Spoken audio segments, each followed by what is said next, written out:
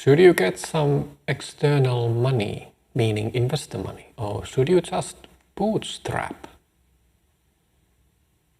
Grow with the revenues. This is what we're going to talk about today.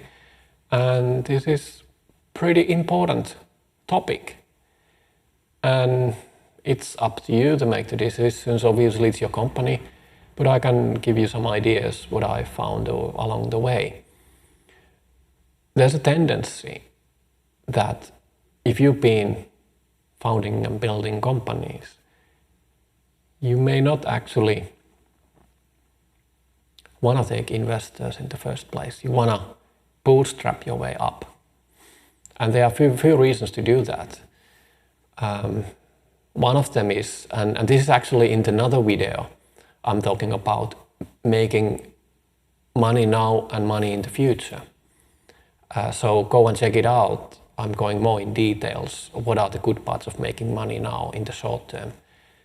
Just briefly, there's traction, there's good indicators that you're doing the right things, but we're getting distracted here. The point is that if you're bootstrapping, it really puts you to focus on the moment now. It really puts you where your mouth is.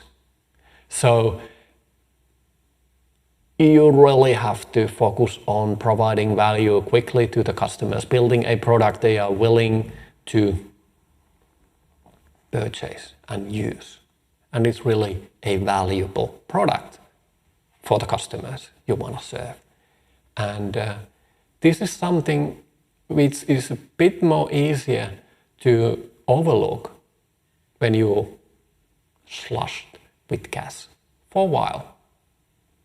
If you're taking investor money, it's not real revenues, it's not real money in a sense that you have not earned it, you have sold part of your company. And it doesn't mean that you actually are doing right things for the customers. So you're actually buying a bit of time to figure things out. Or maybe if you're in a later stage, obviously there are different reasons to take money, and one of them is to scale, if you already have a product market fit. But let's go into the topic, bootstrapping.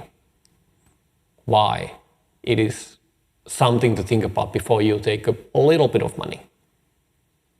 Well, we already talked about the focus. That's important. It focuses you on the revenues. It focuses you on the delivering the right things.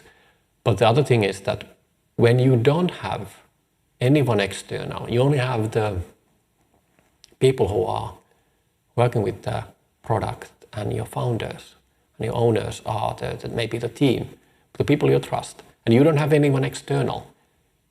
It's a huge thing. And this is something you may appreciate it only later on when you have lost that thing. It's the freedom to decide. It's a freedom to do those decisions which you think are the right ones, which you as a founder, you as the CEO, you as the one who started the whole thing and have a mission, you have a purpose why you're doing all these things. It may not be popular, it may be easy, it may take some hard decisions, but because you are in control, you can make those decisions. And when you take someone external who is giving their money to you, who is trusting you, it's not your company anymore. It's a joint venture with all the other people involved, the investors and you have to take into account what they have to say, what they think about what is good. And obviously they're looking for the return on the investment. They want to get their money back. And in some cases, it may be that you are not aligned with the investors, with your purpose and your way of thinking, where should we go, how should we do. Investors may have some other objectives as well. If they are venture capitalists, they have a limited fund time. The fund needs to exit, it needs to return the money to the investors, but the market and the timing and other things may not exactly align with their objective. And they have other companies in their portfolio as well. So this means that they may sacrifice you for the sake of the portfolio or the other reasons like focusing on the real winners or something else. Nevertheless, it's your company. You decide what you want to do, but are you in control? And that's one of the very important points in bootstrapping. So it's a category thing. Other thing in bootstrapping is that often it takes hard pressure to make diamonds. If you're forced to do hard decisions, if you're forced to find the right match, if you're forced with the limited resources to make something work, it might be that you're actually hitting the gold, really making something work, which you may have overlooked if you have more money, if you have more resources. Because money doesn't, and I'm talking about investor money, it doesn't really actually help you to solve things if the product is not working.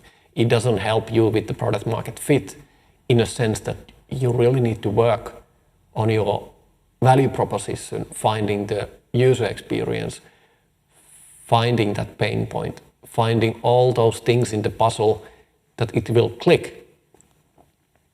Then, when that works, then you can take money and scale it. But then you already know that it works. It's like a train on a track already. And what do? You just push the pedal and make it go faster.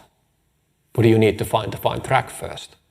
And that's the thing where bootstrapping can help you as well. It sounds like a blessing in disguise. It doesn't sound like fun. It's not a fun message. But still, I warmly recommend to think about it at least. There are no right or wrong ways to build companies, and there are different situations, but bootstrapping is something to consider, and you can only do it once when you take the investor money. It's not pure bootstrapping anymore. Good luck with your company, and see you in the next video.